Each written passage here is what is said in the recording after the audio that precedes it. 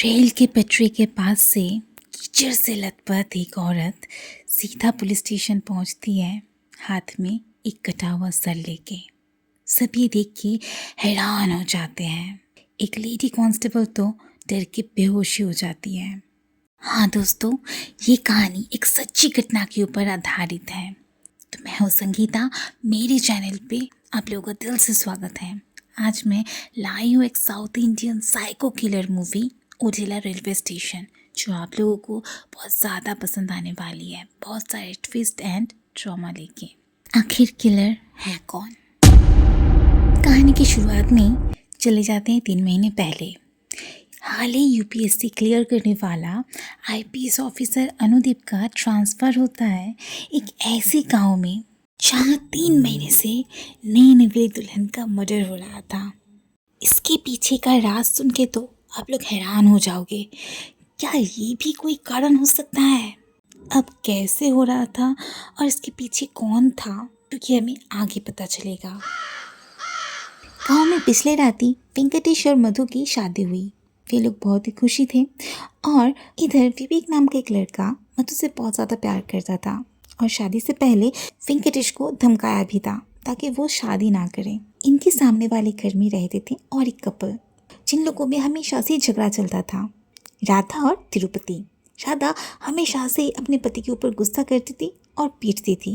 अब अचानक गांव के सरपंच आ जाते हैं और राधा से पूछते हैं उसके गुस्से का कारण। चाहे राधा बताती है उसके पति तिरुपति हमेशा नशे में झूठ बोलता है।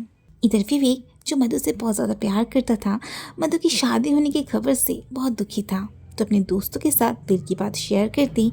उसका एक दोस्त बोलता है अगर उस दिन हमारा कहना मानता तो मधु आज तेरी होती। जिसके अगले ही दिन गांव के एक जंगल में मधु की लाश मिलती है। ये सुन के पूरे गांव वाले इकट्ठा होते हैं। आईपीएस अनुदीप घटनास्थल पे पहुंचते ही मधु के पति को इंटरोगेट करते हैं, जहां वो विवेक का नाम बोलते हैं, क्योंकि शादी से पहले तो विवेक ने ही उन्हें धमकाया था। तो विवेक को लाया जाता है, बहुत ज़्यादा टॉर्चर किया जाता है, तो विवेक सच उगल देता है। अब अगले ही दिन उसे कोर्ट ले जाते वक्त विवेक अनुदीप का बैग पकड़ के बोलता है कि वो असली मुजरिम नहीं है, वे लोग उसे बहुत टॉर्चर कर रहे थे इसलिए झूठ बोल दिया। भला कौन सा आशिक अपनी गर्लफ्रेंड की शादी का खबर सुन के बुलाने का कोशिश करने के लिए ड्रिंक करेगा या फिर उसे बुला के मार डालेगा? तो अनुदीप अचानक उसकी तरफ एक बॉटल फेंकता है, तो विवेक नॉर्मली कैच करता है। ये देख के अनुदीप उसे छोड़ देता है, क्योंकि फॉरेंसिक टेस्ट मुताबिक खूनी 25 से 30 की उम्र का है, जिसका जूते का साइज है 10 और लेफ्टी भी है। लेकिन बॉटल फेंकते विवेक तो नॉर्मली कैच किया था। इधर गांव में और एक लड़की का लाश मिलती है। अजीब बात ये थी कि इस लड़की का भी स्वागत के अगले ही दिन खून हुआ, एकदम सेम वे में। अनुदीप के हिसाब से गांव के हर लड़की का ही स्वागत के अगले दिन किडनैप होता है, फिर किडनैपर अपनी हवस मिटा के उसका खून कर देता है। और ये एक साइकोपैथ किलर है, मतलब सीरियल किलर। अब रात होते ही ऑफिसर अनुदीप अपनी गर्लफ्रेंड को कॉल में बताता है कि आज तक वो सीरियल किलर के बारे में पढ़ा था, लेकिन ये थोड़ा हटके है।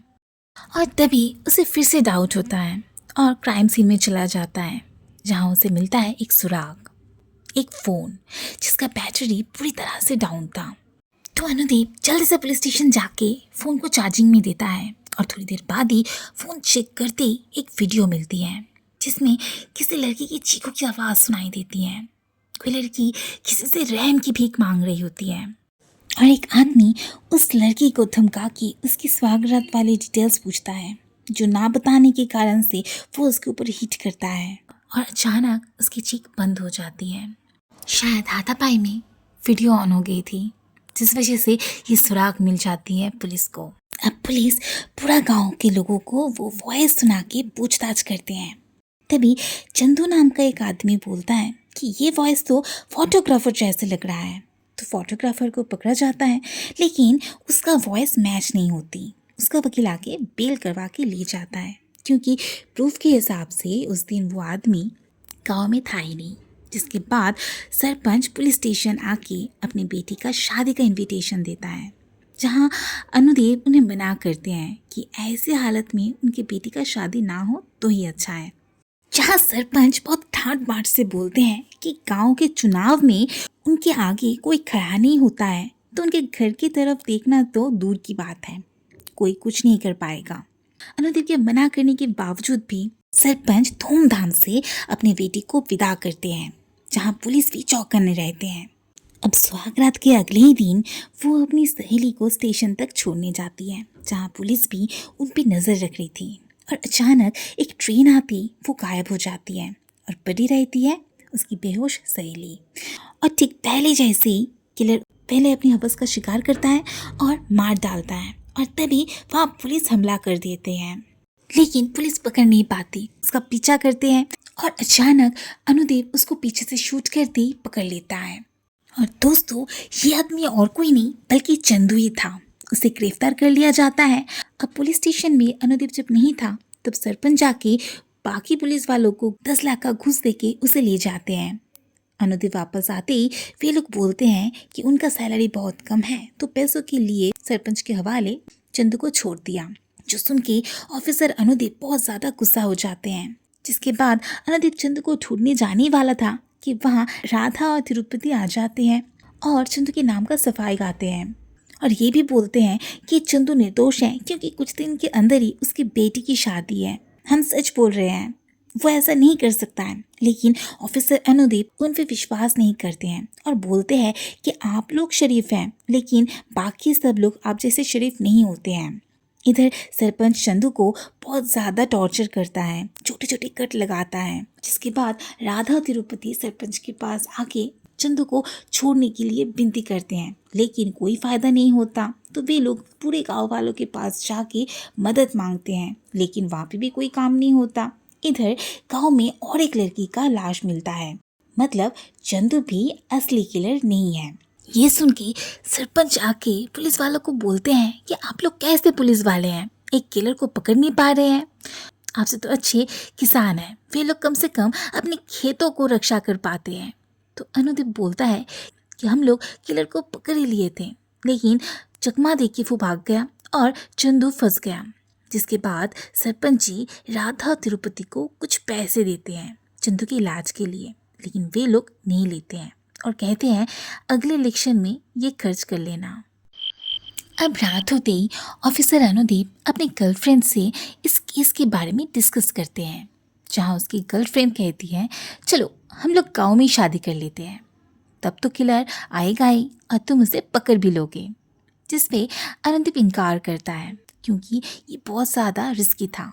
तो उसका गर्लफ्रेंड उसे मना लेती है, बोलती है जब वो ड्रग्स के चंगुल में थी तब अनुदीप ने उसे बचाया था और आज उसकी वजह से ही वो एक अच्छी डॉक्टर है।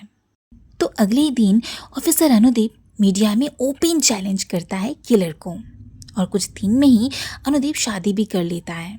सब बहुत ज़्यादा खुश थे और अनुदीप तिरुपति को कुछ पैसे भी देता है। अब रात को चंदू, तिरुपति और फोटोग्राफर बातें करते वक्त फोटोग्राफर अनुदीप का बीवी की तारीफ करता है। इधर राधा अपने कमरे में रात को बेड के नीचे एक बॉक्स देखती है जिसके अंदर लड़कियों के कुछ कपड़े और ज्वेलरी भी थी। वो डरते हुए सीधा सरपंच के पास पहुंच जाती है और एक ज्वेलरी दिखा के कहती है क्या ये आपका बेटी का है? सरपंच शॉक हो जाता है क्योंकि वो सच में उनके बेटी का ही था। जिसके बाद राधा एक एक करके सारे विक्टिम्स के घर वालों के पास जाके पूछताछ करती हैं। जिसके बाद वो घर लौटते ही तिरुपति को ना देख पाके डर के मारे ऑफिसर अनुदीप को कॉल करती है, लेकिन ऑफिसर अनुदीप तो कॉल रिसीव नहीं करते हैं। इधर तिरुपति ऑफिसर अनुदीप के घर जाके कपड़े लॉन्ड्री पे ले जाने के लिए आता है, जहाँ राधा घबराते और चीखते हुए अनुदीप को पूरा सच बताती है। जिसके बाद अनुदीप पूरा घर में सर्च करता है, लेकिन उसकी बीवी गायब थी। इधर तिरुपति अनुदीप की बीवी को लेके गांव के एकदम सुनसान इलाके का एक कुएं के नीचे ले जाके जबरदस्ती करने लगता है और राधा उसे पूरे गांव में ढूंढने लगती है। साथ में कुत्ता भी था, तो कुत्ता उसे ढूंढते ढूंढते हुए उस कुएं के पास चला जाता है। अब राधा उन्हें ऐसी हालत में देख के चीखते चिल्लाते हुए सबको बुलाने लगती है। तो तिरुपति अनुदीप की बीवी को बेहोश करके बाहर आके बोलता है इन सब का कारण सिर्फ तुम हो। असल में राधा के पिता का डेथ होने की वजह से तिरुपति राधा से शादी करता है। तिरुपति पहले से ही उसे बहुत ज़्यादा पसंद करता था, लेकिन क्लास में सब उसका मजाक उड़ाते थे। वो बहुत शाय टाइप का लड़का था। राधा भी उसे बहुत ज़्यादा चिढ़ाती थी और ताना मारती थी।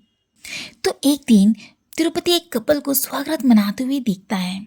बाद में उसी लड़की को किडनैप करके पूरा डिटेल्स पूछता है और वैसे करके अपना हवस मिटाता है। फिर ये किसी को पता ना चले इसीलिए मार भी डालता है और ऐसे ही एक एक करके गांव की लड़कियों को वो मारने लगा।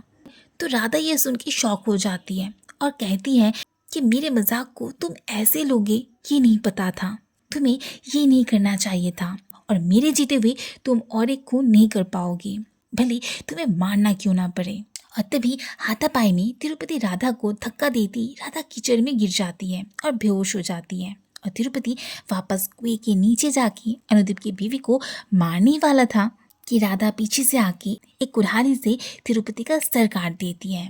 फिर अपनी ही साड़ी अनुदीप की बीवी को देके वैसी हालत में कटी हुई सर को लेके पुलिस स्टेशन पहुंच जाती है। तो ये थी ओटिला रेलवे स्टेशन मूवी की कहानी। दोस्तों, आप लोगों का कैसा लगा ये कहानी ज़रूर कमेंट बॉक्स पे बताना। अगर अच्छा लगे तो ज़रूर लाइक कमेंट शेयर साथ में सब्सक्राइब करके बेल आइकन प्रेस कर देना ताकि हर एक नए वीडियो का पहला नोटिफिकेशन सबसे पहले आप लोगों को मिले। तो चलो ta-ta bye bye, stay blessed, be happy.